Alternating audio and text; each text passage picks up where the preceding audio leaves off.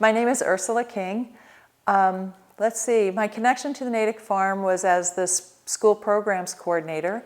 I was here part-time for about 7.5 years from, I would say winter of 2002 to about 2009.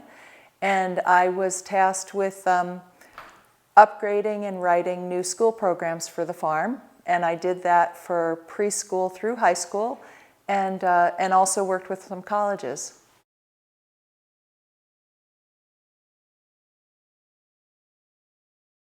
So I had just moved here from Portland, Oregon, and I was looking around for farm food that I could buy, and I showed up here, and I ended up talking to Linda Simpkins and Regina Fritz, and somehow by the time I left that day, I was recruited to teach a preschool program about chickens or barnyard animals in winter. They had never taught it in winter before, and they were looking for someone to teach a winter course about barnyard animals. And I said, how long is it? They said 6 weeks. I said, okay, I can do one morning a week for 6 weeks.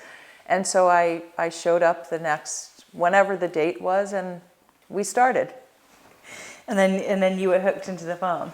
Yeah, I hung around for sugaring season. I had 2 small kids at the time, and brought them out. And I had just moved here, so I was really also looking for a new community. I had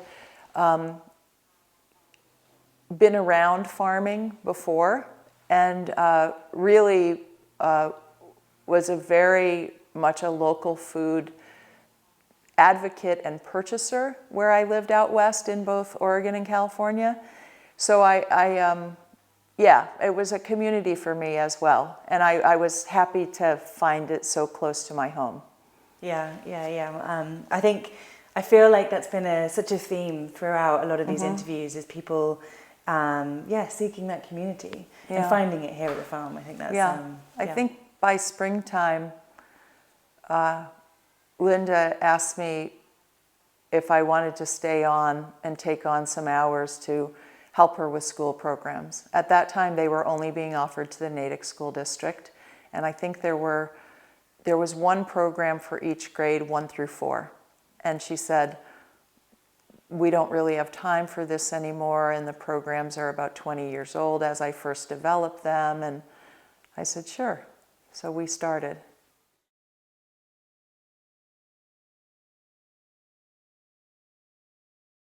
I had never formally taught before. And what Linda decided, kind of, but also with me, is that we would set up a committee of educators to help me. So there were some teachers in the Natick School District, Patty Luke, I think her name was Lynn Grisham, I'm not sure of her last name, another woman who had been a principal but retired. There were 4 or 5 people, and they committed to come one evening a month for a year. And we wrote one program in a year, and we decided how it would be documented, how it would be taught, what the key questions would be. And in that year, I felt like I got a master's in education. So I loved that year because Linda was willing to take our time and to do things properly. And I would say I'm a little bit fastidious, so that worked for me. And those women really taught me a lot about education and how to teach children and how to interact with children and the framework in which you should build curriculum properly. And we did that. And then after that program we decided was already a program being taught, but we renamed it Sheep and Wool. And we, after we wrote that program, I just started after that. And I was here for about 7.5 years, and I think I wrote about 9 school programs, or maybe 11. And we use the same, I use the same framework always. And I think the impact, I hope the impact on the community was that many, many children in the greater Boston metro area whose schools trusted me and the farm enough to come here and learn. We aligned the curriculum with what was being taught in the schools at their grade level based on the Massachusetts education framework. And I hope that they learned a couple things that we emphasized in every program. Where does your food come from? What is the most important inputs with raising food? And a lot of people don't realize that it's labor. And that people who raise our food do a job that really is important in the world. And also we try to always, especially with middle school programs, we emphasized how to eat healthfully. And at one point I got a grant from the Metro West Foundation, and we hired a nutritionist, and she helped us write a program for middle schools about nutrition specifically focused on that age group. And that, I felt, for me, because we also had the kids out there planting and cleaning out chicken houses and learning about, another really important aspect for me was the ecological cycles, working within the ecological cycles of nature on an organic farm, and what organic means. The root of organic is life in Latin. That's what organic means.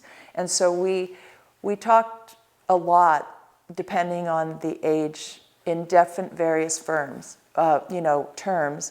And those women on that committee helped me understand what terminology to use with different age children.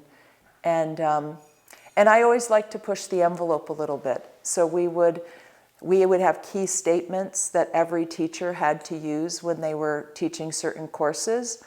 And they were statements that would push the envelopes a little bit. And it was interesting once in a while when their teachers were standing behind them that the teachers would recognize what we were doing. And it was fun. I would say for me, it was just a lot of fun. Yeah, that sounds amazing. And I think that it feels like the frameworks that you were setting up are still very much like used to set up the programs that we have today. And yeah, I hope so. Yeah. I mean, those programs are very well documented, and I've come back twice with different education directors and showed them where to find those documents. And the second time I came, I actually asked them if I could download them, which I still have them all, in case anybody here ever loses them. Because I think I felt strongly about that because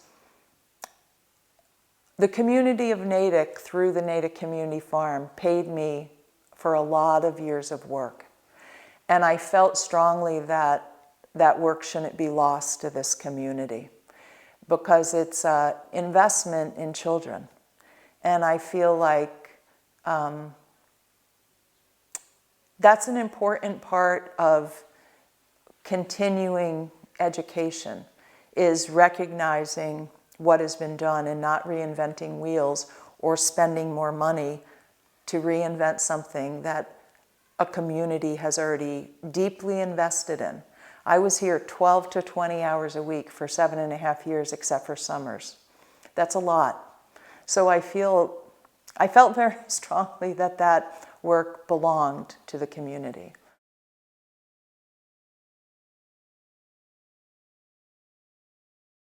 I think a lot changed. And I would say all for the better in the long run. Staff grew. I was an addition to staff that had never existed before. I have to mention Regina Wolf-Fritz. I always called her my partner in crime. She ran public programs, began the Forest Gnomes Vault kindergarten program while I was here. She and I actually devised that program, but she took it on. And then it was her brain trust, though, that Wald Kindergarten. And I hope she tells the story of how that started, because it's a really great story. And then besides staffing, I think that the growth of the farm was really in the number of people arriving in an organized fashion. So before that, when I came, there were always a lot of volunteers. You know, Linda built a lot of community and was here for decades before I arrived. And so there was that sense of community already, but the number of people using the farm in an organized fashion increased substantially. We, at one point, because I not only wrote the programs, but I taught them, and I hired the faculty, and I ran them, and I tweaked them based on how things were being taught over a period of time. And, you know, I had a requirement that no teacher taught before they taught with me. And so I ran kind of a training program. I ran, each program had an instructor's guide that went along with it. And so I did spring and fall. And that was bringing people on that were teaching constantly. At one point, we would have 2 to 3 screw groups a day for almost the entire school year. And that was a lot. And the farmers had to adjust to that. And, you know, having kids in the fields, having kids doing work. I shouldn't say this, but I always used to joke with Linda that we had child labor on this farm. And also public programs skyrocket under Regina's tutelage. So there were many weeks that there were 2 public programs a week in this place we're sitting now, and there was programming all the time. And so I feel like that was the biggest change, and I feel like our outreach to the public was something we were all very proud of, that we were a farm that had a lot to teach into the world, and that we were doing the best we could to do that. And that we were expanding the community and the community's acknowledgement of what the farm offered besides a small farm stand. And the summer program, skyrocket under Regina, just so many things. That was the biggest change.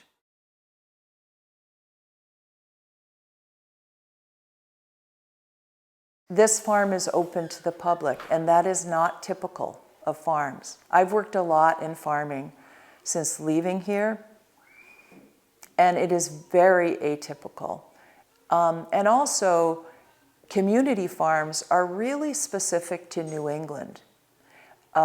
It's not typical for towns to own farms, except for in New England. And so I feel like that sense of non-program time is just as important. That there's a place where the community is welcome, where food is grown. And I think I'm a huge proponent of experiential learning. And I think it's why it attracted me here in the first place, because in my previous professional life, I was involved in experiential teaching and learning, even though I didn't realize it at the time. But it was something I felt so important. And part of that is people learning on their own, without instruction, just wandering and watching. And yeah, I feel like that's the most important part. I really don't think programming is the most important part, although I think it's essential in today's world, especially for kids and the adults who come with them, the programming. But I really think the non-programmed openness and the sense of community that people gain from having a place like this is important and fun. It's fun. I think that's, if it's not fun, why do it?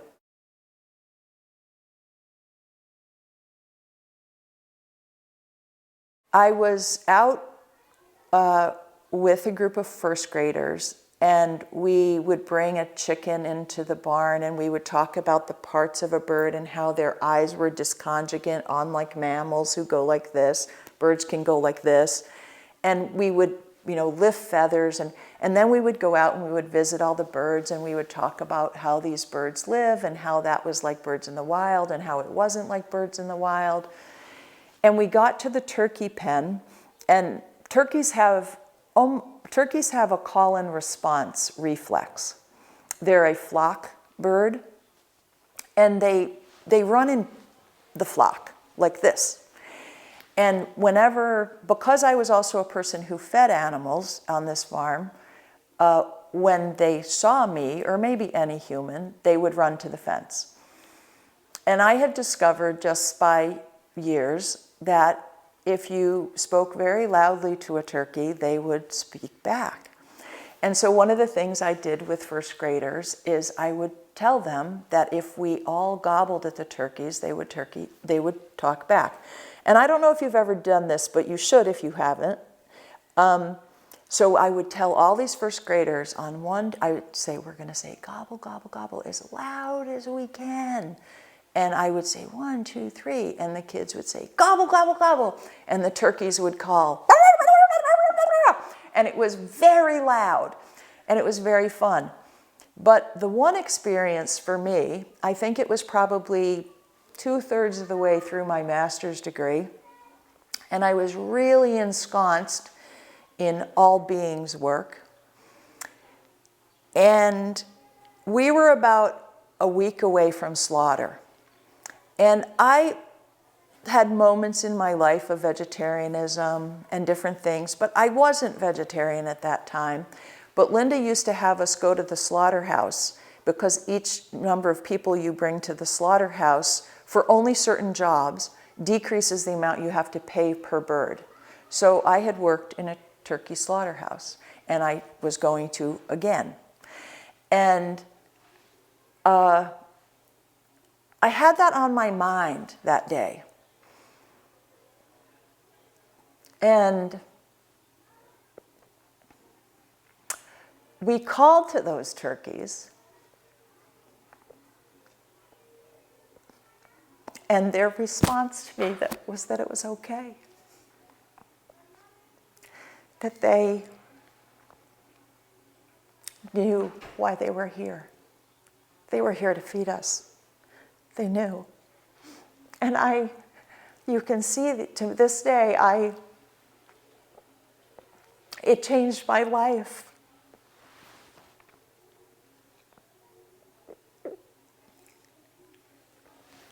Sorry.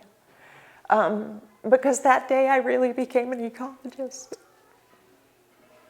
I felt like I was immersed in the ground and in the animals and in the rocks, and that my whole being was as one, And it took me a couple minutes to gather myself. And the children just waited. They didn't say anything to me. They just kind of looked at me, and I was just standing there kind of gulping a little bit. And it also taught me a lot about kids that day. That children are innately connected to the earth. And we have to make sure we don't take that from them. It changed me as an educator, because our job is to allow them to flourish and stay connected to all beings. I remember reading so many books, Last Child in the Woods, all of these seminal books that were being published around the time that I was working here, and recognizing that what people were saying about child play and child exploration and children being in the woods wasn't just something.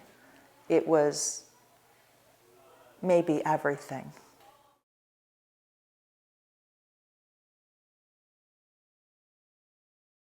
You know, I just want to honor people who worked here for a long time, because it makes a difference when there's continuity. I think I'm so excited that another generation has come to this farm and will see it into its future. And I hope the same for them, that the continuity is there, because I have come to believe in my life that it is one way that community gets stronger and stronger and stronger.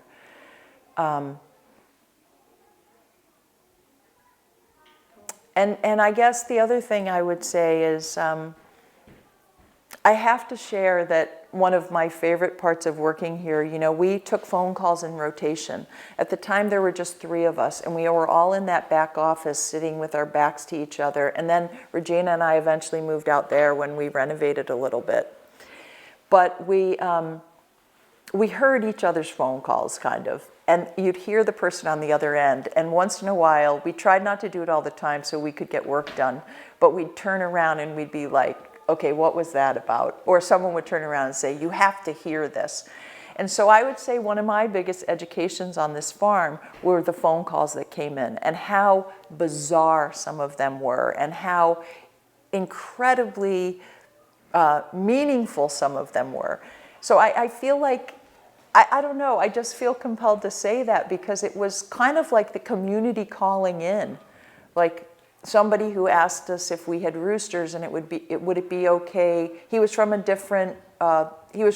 ethnic population that lives around here, and they had a very special ritual around a certain holiday, and he wanted to know if it would be okay and kill a few roosters here, and you know, we had to turn him down.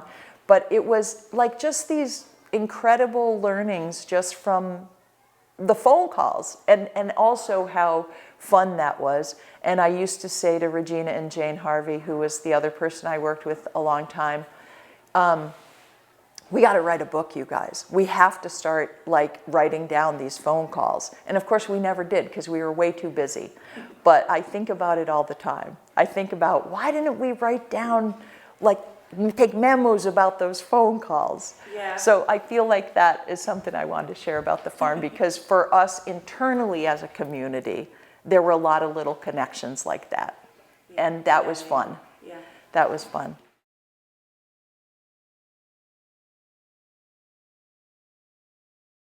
So 50-year horizons are kind of unrealistic, I'm just going to say. I always encourage people to go with 3 to 5 and be willing to change even there. But I guess if I was really projecting into the future, I would say I hope for this farm and for all farms that the farm continue to be able to produce good, healthy food for the community under potentially very tough conditions that are coming. And that in that is a support to the community as it needs it, as these conditions change. Because one of the reasons I decided to work within agriculture as a strategic planner, because I think most of my work here was really just that too. And the reason I decided to go back for that master's degree in ecology was because our structures are changing in the world for reasons that individuals cannot control. And I think it's important that communities understand that, and institutions understand, organizations understand their role in supporting their communities, particularly with essential needs like food and water. That's why I'm in this gig, is because those essential needs are threatened.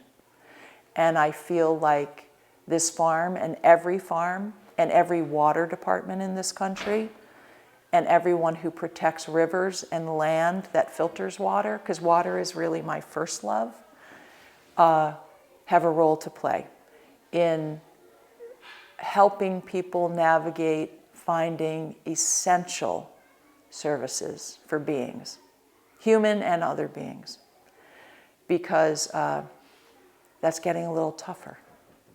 So yeah, that would be my hope for 50 years, that the strength that this organization needs, being connected into the wider community of policy and because government affects our lives a lot, and I don't think people realize that.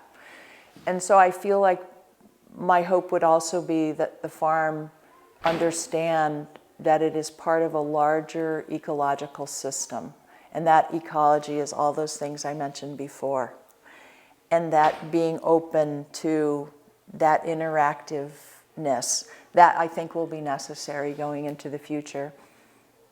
And the last thing I would say is I hope the farm is still really fun, that people have a great time, and that there's a lot of celebrating, and that and people smile a lot, and that a lot of kids are still taught, and the community feels welcome here.